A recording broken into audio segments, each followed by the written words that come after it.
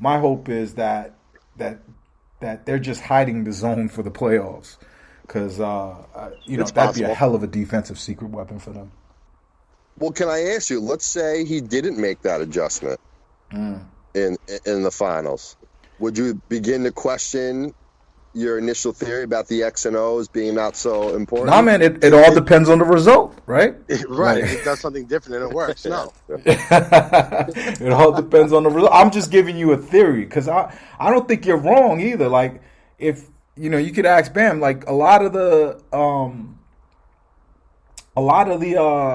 critiques that I had about them coming in was what you were saying, except for the Nash thing. I just was talking about that a team cannot win a championship with zero defense, and Right. But They don't if play there zero ever was a defense team anymore, that though. could do it, it's this one. Their defense has Yeah. gotten better. They still have nights where they lollygag for a little while, but when the Nets want to turn on their defense, they can play solid, middle of the pack defense. Yeah, I think he was referring to what I said earlier about like if they were playing defense as they did in the beginning of the season, like where like the Wizards were scoring like 140 points, right? That's what you meant. Gotcha. yes, Yeah, I think that's what you meant. Yeah. yeah, and Nah, that wasn't the obviously, Nets. That's they've not this improved. team anymore. Like, that was a different No, team. it's not. And let's be honest, Yeah. Dinwiddie is possibly coming back. He says he is. What do So you let's guys get think about richer. that? What does Dinwiddie bring this team if he comes back? Length and defense, probably one thing. But who does he start over? I mean, who does he play over? Tyler Johnson, That's true. I mean, you did again. Like, can Bruce you just Brown. throw in another guy in there? You're just going to throw in another like.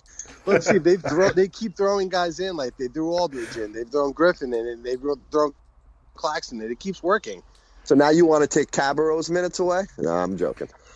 yeah. Yeah. Oh, I want terrible. I want TLC Terrible. gone. I want TLC to just be encased in glass that you only break in case of emergencies.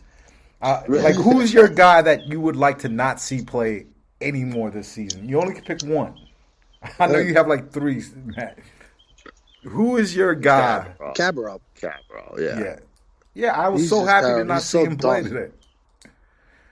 That's the other thing. The difference between Kenny Atkinson and that guy and Steve Nash is that Kenny Atkinson will keep going to that guy that he believes in, that shit, forever. Yeah. Nash will make an adjustment. The problem Nash will for say, is "Hey, we're there's not been so big many enough." Injuries. There's been so many injuries. He's been forced to play him. Yeah, no, TLC he had no choice, but I think he saw what we all saw, right? Like, and that's the first time we've had a coach like that, starting from Avery to everyone else after him, that the whole of Twitter is screaming, "Stop playing that particular dude, whoever it may be," and that coach keeps going to him. I thought Nash had a little bit of that with TLC. I think he gave him a lot of rope to see if he could get back into the swing of things, but he couldn't, and I was so happy to see him benched. On Friday night, he didn't play the second half at all. Who loses minutes if Nick Claxton comes back? Oh, Bruce Brown. Depending on the matchup, DeAndre. Are we 100% sure that Claxton would be involved in a playoff rotation? Do we know that for certain? Definitely in the early rounds. I mean, that would I don't know, require man. playing Durant a lot at the three. Yeah. The player mentality is that the kids have no business in grown folks' conversation, and playoffs is grown folks' conversation. And so I don't know if they'll play Nick Claxton, but I do know this: he is their best defender. He's raw, is. and he needs a lot of work, and he needs a summer in the gym. He better just go home for like a week and then come back in the off season and just hit the weights, because if he could get strong and if he could get like a go-to offensive move that works all the time, that kid is special. That kid is really, really It's funny. I heard you guys talking on the podcast. I think it was like the first day after Claxton played, or maybe it was the second game. And I heard you guys raving about him, and I was like, I think they're jumping the gun. But listen, I've seen enough now. His defensive play it jumps out on you on the screen the way like an offensive player does when he scores. Like it's so clear and obvious, particularly when like a guy like Jordan is playing someone who's just too much of a good shooter for him and he can't really do anything. They're switching. It's just like you see the difference.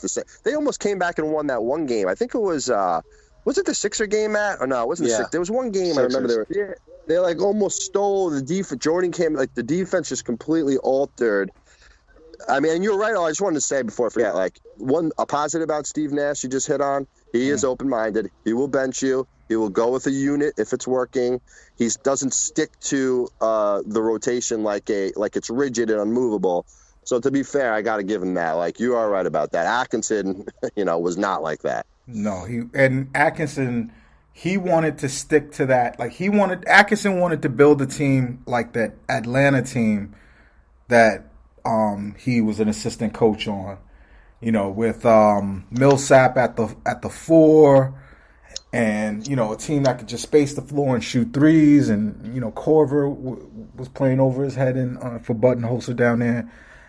I think that was his vision, and he did not want to change.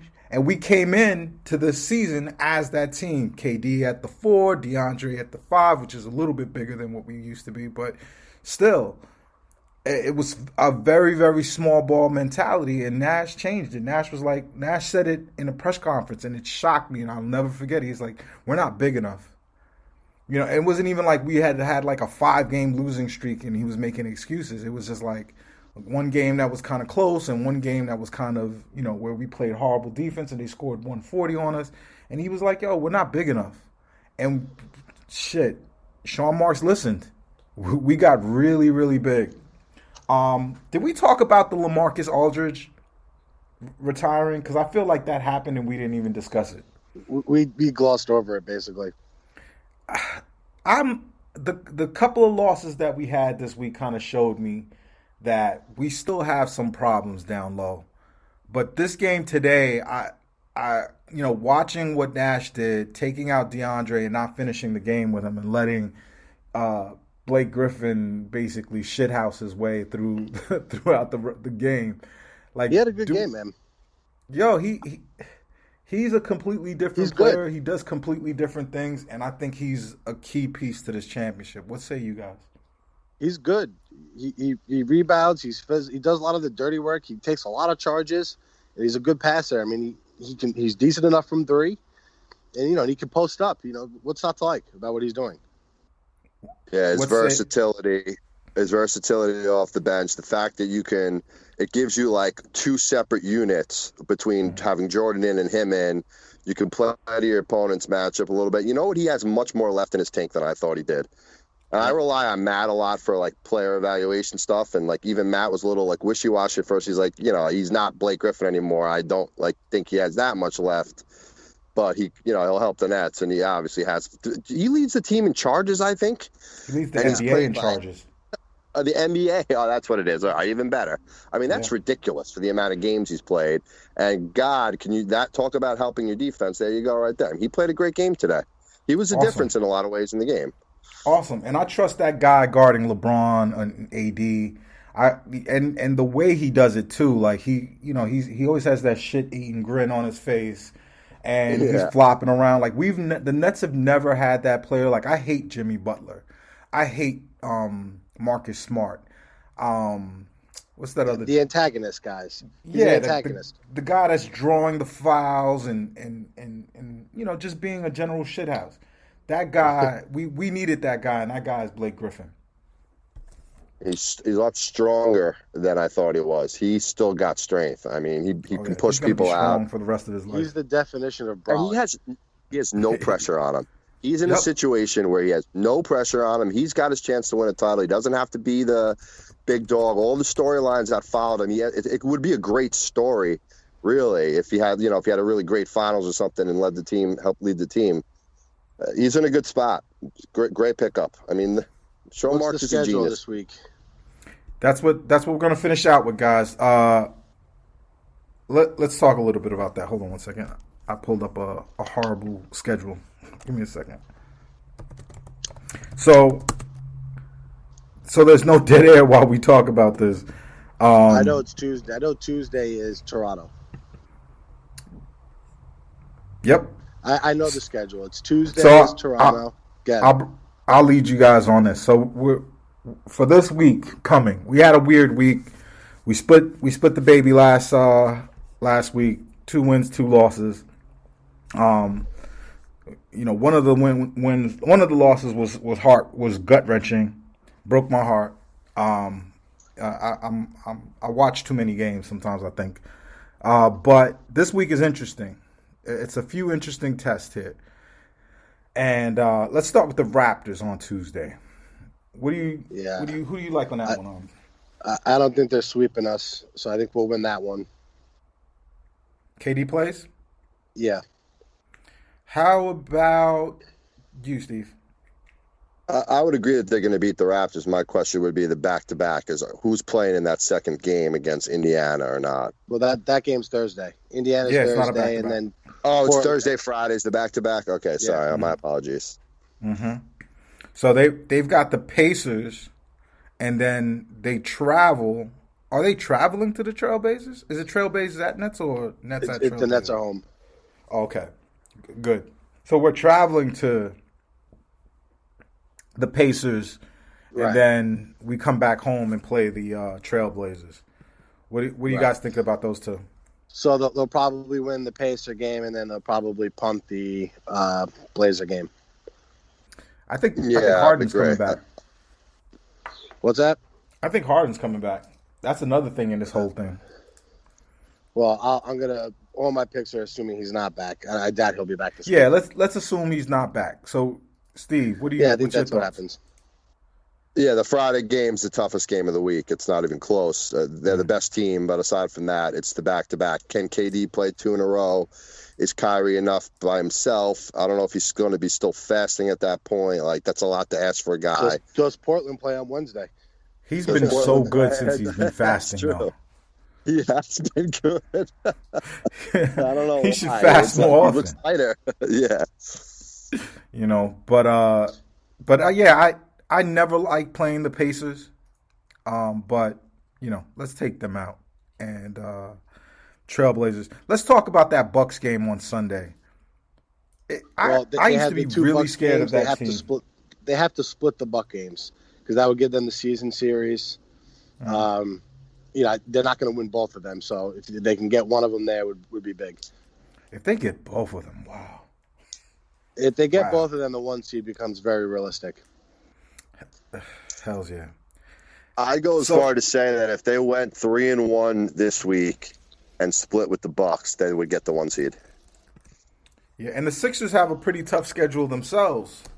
We looked at it today. It's actually not that bad. They really? Definitely. Yeah, it's like it's not difficult. Ours is much harder. We still have Denver coming up, Milwaukee twice. They don't have anything like that. And the Nets have a lot of back-to-backs. Yeah, they've got they actually don't have a back-to-back this week. They have a game against the Thunder tomorrow. Then they play the Hawks back-to-back. Twice, but when they play the Hawks twice, like a home and home with the actually it's an away and away. That's weird. And is Trae Young even playing?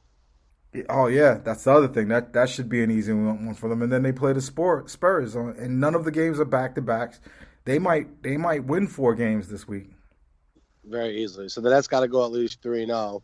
2-1 through the week, getting to the Bucks game. And then if they split those two, they'd still be right there. What are we up 1? They lost the Sixers lost their last 2 to the Bucks. We're up a game and a half. Okay. All right. We'll probably be tied by the end of the week then. And they've got an easy week coming up after that too. Like they do kind of have a cupcake of a schedule going forward.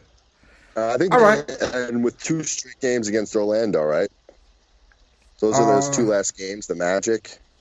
At the end of the season, yeah, they've got 2 games against the Magic, the 14th and the 16th, and they're not even trying anymore. Got to be ahead. The Nets got to be ahead of them by at least a game by the time those 2 games come up, because I don't see them stealing a game back.